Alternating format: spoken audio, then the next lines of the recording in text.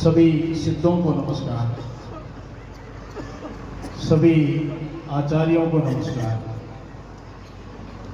सभी उपाध्यायों को नमस्कार और सभी इस विश्व के लोक संतों को नमस्कार। मंच पर विराजमान वीर रत्न प्रदान करने वाले दादाजी और पिताजी को नमस्कार। इस संयम और आत्मानुशासन के मार्ग पर आगे बढ़ रहे भाई विवेक को नमस्कार। संस्था के राष्ट्रीय अध्यक्ष श्री महामंत्री जी, सभी पदाधिकारियों को नमस्कार। इस गरिमामय कार्यक्रम में विराजमान सभी मेरे माता पिता तुल्य बुजुर्गगण, युवा साथी और आसपास से पधारे हुए सभी इस ऐतिहासिक क्षण के साक्षी बनने वाले सभी सज्जनों को मेरा प्रणाम। इस ज्ञान के समुद्र में मेरे जैसे अज्ञानी व्यक्ति को खड़ा कर देना, सूर्य के समक्ष इस दीपक की रोशनी से सूर्य को देखने का प्रयास करना और आपके सामने मैं कुछ शब्द कहूं, ऐसा दुस्साहस यदि मैं करता हूं तो मेरी मूर्खता के अलावा कुछ होगा नहीं। इसलिए मैं माफी चाहता हुआ ये निवेदन करूंगा कि मैं उस धरती से हूं, मुझे गौरवान्वित होने का अवसर मिलता है जहां वीर माताओं ने अनेक वीर रत्न पैदा किए और आज वे संयम के मार्ग पर अग्रसर हो रहे हैं। ये कोई सामान्य बात नहीं है या सामान्य घटना नहीं है। हम जब देखते हैं, देखने मात्र से हमें रोम रोम खड़ा हो जाता है कि किस तरीके के जीवन को ये अपने आगे ले जा करके एक मोक्ष की प्राप्ति के लिए आगे बढ़ रहे हैं। निश्चित रूप से ये वीर ही नहीं, महावीर और ऐसे रतन हैं जिन्होंने इस साधना के पथ पर, इस तपस्या और तप के पथ पर इस जीवन को मोक्ष करने के लिए मोक्ष मार्गी के रूप में आगे बढ़ने का निर्णय कर दिया है। अभी माताएं, बुआएं, उनकी ये बालिकाएं, बच्चियां कह रही थी कि आप जिस मार्ग पर चलने के लिए आतुर हैं, अब वो पूर्ण भाव से आगे बढ़ना। पूरे ससम्मान के साथ में विवेक भाई को ये पूरा आश्वासित कर रही है कि हमारी तरफ से आपको छूट है। निश्चित रूप से वे माताएं भी बहुत बड़े हृदय वाली है कि अपने कलेजे के टुकड़े को संयम के मार्ग पर जाते हुए देख रही है। जिस मां ने 9 महीने तक अपने गर्भ में पाल पोस करके उस कोख से पैदा किया और इतना बड़ा करके जब वो अपने बुढ़ापे की लाठी और सहारा बनने की उम्मीद थी, उस बालक को अपने आंखों के सामने उस संयम और आत्मानुशासन के मार्ग पर चलते हुए देखेंगी, उस मां का कलेजा क्या कह रहा है किसी ने पूछा है क्या? उस पिताजी के हृदय में क्या बीत रही है आज की तारीख में? उनकी आत्मा पर हाथ रख करके विचार करिए, पूछिए। अगर उन्होंने ऐसा निर्णय किया है उस माता और उस पिता ने, तो निश्चित रूप से बहादुरी का निर्णय है। इसीलिए तो महावीर स्वामी महावीर कहलाए। बाकी नाम तो उनका सिद्धार्थ था, वर्तमान था, इसलिए महावीर स्वामी कहलाए। और 30 वर्ष की मात्र आयु में बालक ऐसे मोक्ष की तरफ जाने की सोच भी नहीं सकता। उस अबोध अवस्था में अपने माता पिता के देवलोक होने के बाद अपने भाई से आज्ञा प्राप्त करके पुत्री और अपनी पत्नी को छोड़कर ज्ञान प्राप्ति के लिए जंगलों में चले गए। गहन तपस्या की, कठोर तपस्या की। मोक्ष प्राप्त करना कोई आसान नहीं है, कोई खेल नहीं है। 12 साल 6 महीने और 15 दिन के अंदर जब उन्हें मोक्ष की प्राप्ति का एहसास हुआ, अनुभव हुआ, तब उन्होंने इस संसार के उस मार्ग पर चलने का आह्वान कर दिया। ईसा पूर्व 540 वर्ष पहले और हजारों सैकड़ों साल तक ये परिपाटी चल रही है।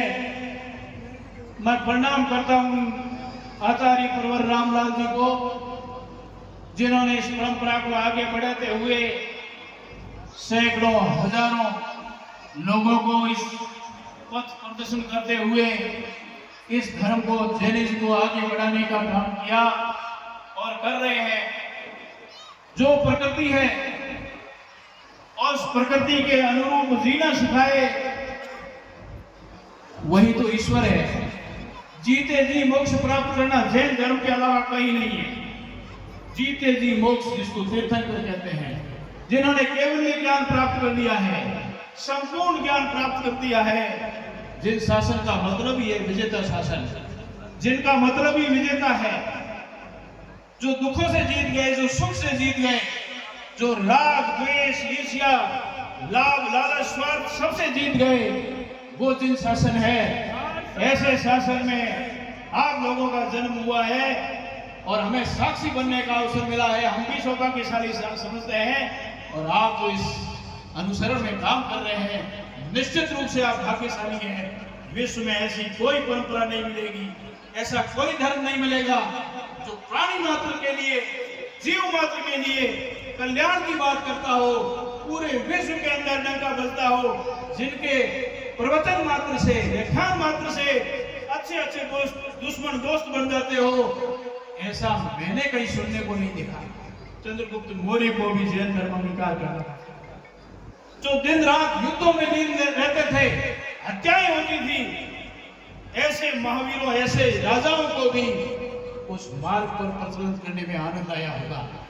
आप लोग यहाँ पर कई तरीके का स्वागत सत्कार कर रहे हैं, मैं सुबह से देख रहा हूँ। लेकिन विवेक भाई को पूछिए, क्या ये अंग लग रहा है? इनको एक ही बात अंग लग रही है कि मुझे मेरा लक्ष्य मोक्ष प्राप्त करना है, ये सांसारिक जीवन मेरे लिए अब कुछ नहीं है। जब व्यक्ति ये तय कर लेता है, ये धारणा कर लेता है, उसको तपस्या और साधना और मोक्ष पाने से कौन रोक सकता है? मैं धन्यवाद देता हूं, धन्यवाद देने का अधिकारी नहीं हूं मैं, लेकिन फिर भी हमारी धरती पर ऐसे वीर रत्न पैदा हुए, इसके लिए उन माता पिताओं का पुनः आभार प्रकट करता हूं। आप लोगों ने ग्राम पंचायत के, मुझे सरपंच साहब रातू सिंह साहब का आदेश हुआ था, राकेश भाई का आदेश हुआ कि आपको आना है। मैंने तो मेरा सौभाग्य समझा कि ऐसे कार्यक्रम में जाने का, मुझे देखने का और साक्षी बनने का अगर अवसर मिलता है तो ये मेरा सौभाग्य है। निश्चित रूप से मुझे ऐसे लोगों के दर्शन करने का अवसर मिला। जीवन बहुत छोटा है साहब, बहुत जिंदगी कम है, और इस कम जिंदगी में भी आज का दिन और कम हो गया। अब ये कमी के अंदर अगर कोई पुण्य का काम कर ले तो अच्छा है, कोई पैसा कमाता है तो कोई पुण्य कमाता है। आपका जैन धर्म तो दोनों कमाता है, इसलिए आपका साधुवाद।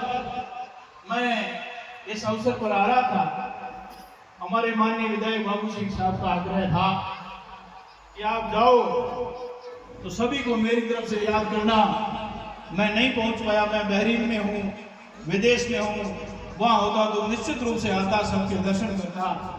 लेकिन मेरी ओर से माफी चाहते हुए उन सभी लोगों को लाख लाख साधुवाद कहना और मेरी तरफ से प्रणाम करना कि बाबू सिंह राठौड़ यहाँ का क्षेत्रीय विधायक होने के नाते मैं स्वागत करता हूँ, अभिनंदन करता हूँ ऐसे समारोह का, जिस समारोह में एक इतिहास बनता है, आगे बढ़ता है इतिहास।